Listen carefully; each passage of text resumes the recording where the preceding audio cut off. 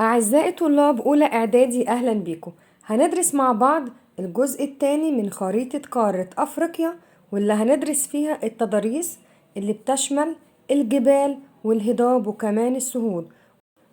وده الجزء الثاني من خريطة قارة أفريقيا، فياريت نركز مع بعض علشان نفهمها كويس.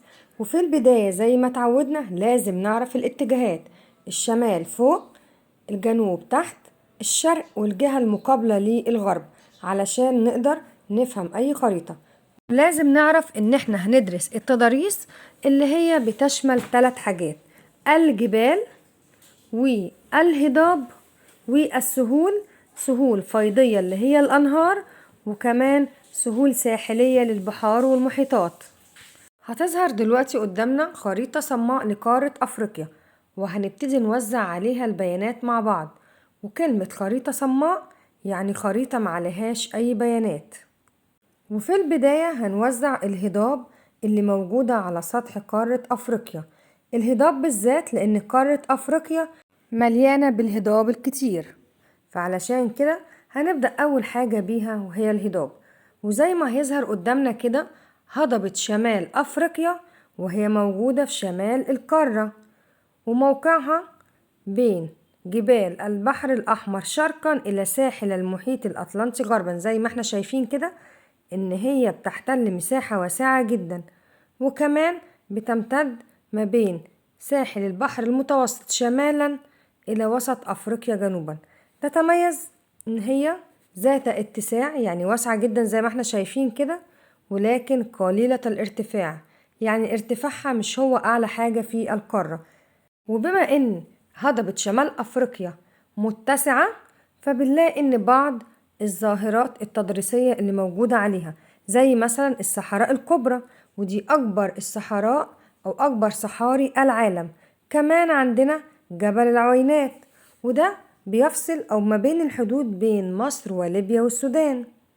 كمان عندنا منخفض القطارة اللي موجود في مصر، وكمان مجموعة من الواحات زي واحة سيوة في مصر وواحة الجوف في ليبيا.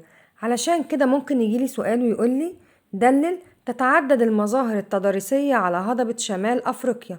لازم طبعا أكتب له كل المظاهر اللي موجودة، زي الصحراء الكبرى، جبل العوينات، منخفض القطارة، وواحة سيوة، وواحة الجوف. رقم 2 وهي هضبة الحبشة، وزي ما احنا شايفين كده بتقع في شرق القارة، وهي أعلى هضاب قارة أفريقيا.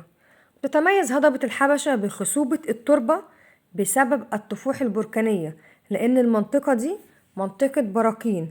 كمان الطفوح البركانية أو خصوبة التربة بتساعد على قيام الزراعة، وكمان الحضارات القديمة في أثيوبيا.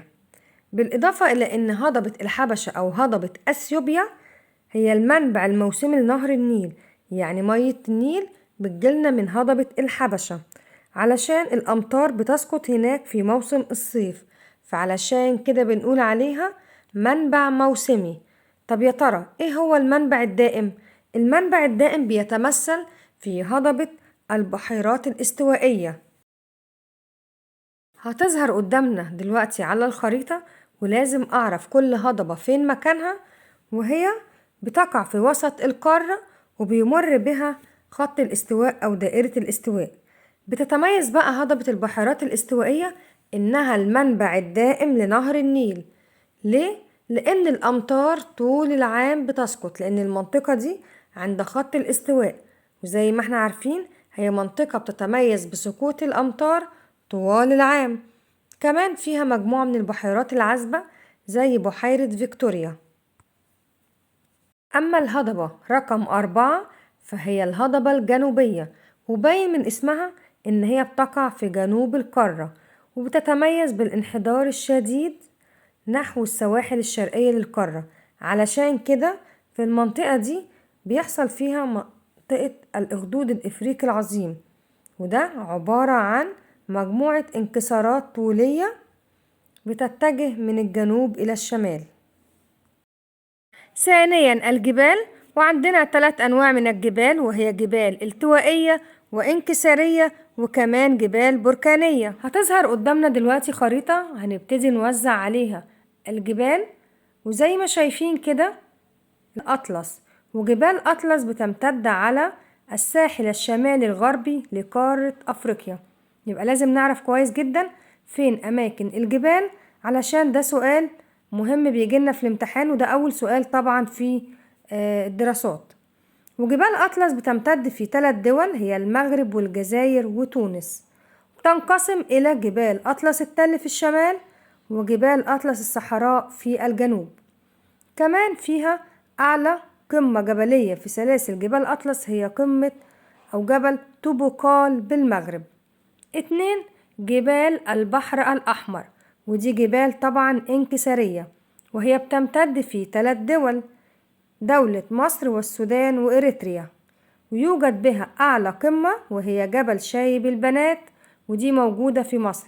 إذن لازم نعرف فين مواقع الجبال، وكمان نعرف اتجاهها في القارة. علشان كده درسنا في أول الفيديو أهمية الاتجاهات ال4. الجبل اللي بعد كده وهو جبال داركنزبرج، ودي موجودة في جنوب القارة، وده جبل بركاني، يعني تكون نتيجة البراكين أو الثورانات البركانية. يبقى لازم نعرف كويس الاتجاهات، وكمان موقع الجبال موجودة فين في القارة. الجبال اللي بعد كده برضو عندنا جبلين، وهي جبل كينيا وجبل كليمنجارو، ودول موجودين في وسط القارة. يبقى جبل كينيا وجبل كليمنجارو في وسط القارة بالقرب من خط الاستواء زي ما احنا شايفين كده.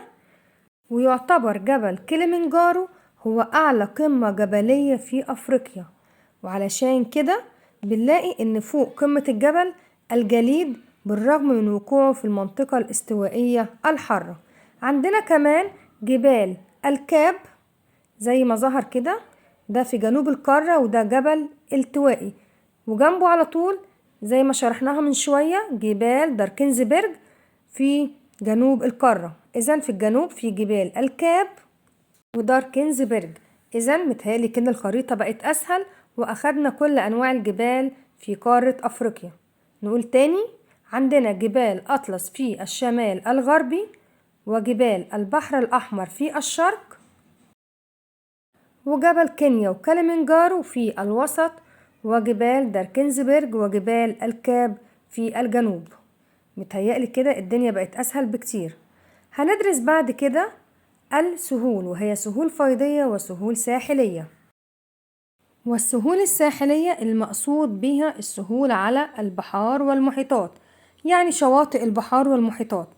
أما السهول الفيضية فهي الأنهار الموجودة في قارة أفريقيا. وطبعا السهول الفيضية هي الأنهار والتربة الخصبة اللي اتكونت حوالين هذه الأنهار. يبقى سهول ساحلية البحار والمحيطات. هتظهر دلوقتي قدامنا خريطة زي ما احنا شايفين. قارة أفريقيا فيها 3 أنهار، أو المقرر علينا 3 أنهار، زي مثلا نهر النيل زي ما احنا شايفين كده واضح، وده طبعا مش هنتكلم عنه لأن نهر النيل ده هو شريان الحياة بالنسبة لمصر، وده طبعا في الشمال. عندنا كمان نهر النيجر زي ما ظاهر كده في الخريطة، وكمان نهر الكونغو. إذن في قارة أفريقيا مجموعة من الأنهار مقررة علينا 3، نهر النيل والنيجر والكونغو، ولازم أعرف فين أماكنهم على الخريطة. أما بالنسبة للسهول الساحلية طبعا زي البحر المتوسط في الشمال، والبحر الأحمر في الشرق زي ما ظاهر كده على الخريطة، وكمان المحيط الأطلنطي في الغرب والمحيط الهندي. دي اسمها سهول ساحلية، ولازم أعرف كويس قوي فين أماكنهم على الخريطة، لأن سؤال الخريطة أول سؤال بيجيلي في ورقة الامتحان. في النهاية كده عرفنا تضاريس قارة أفريقيا من الجبال والهضاب والسهول. بعد كده هنجيب خريطة صماء ونبتدي نوزع عليها بإيدينا البيانات علشان نتأكد إن احنا فهمناها كويس جدا. وفي النهاية بتمنى لكم النجاح والتفوق إن شاء الله.